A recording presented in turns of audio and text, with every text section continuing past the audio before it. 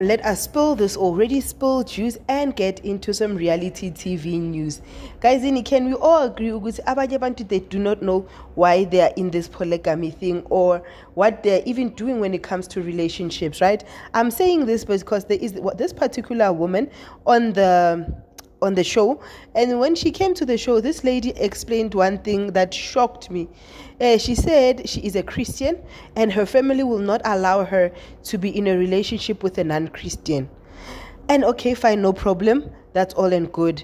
Now this non-Christian is a sangoma.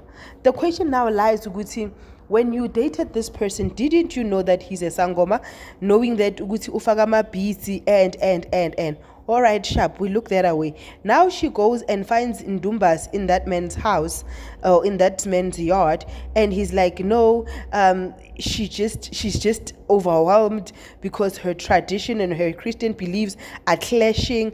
And I'm like, girl, your Christian beliefs was you're supposed not to date a married man in the first place, but for you to date a married man and also further over and above go on national TV expressing this love is just something else. Like in season, guys, make it make sense.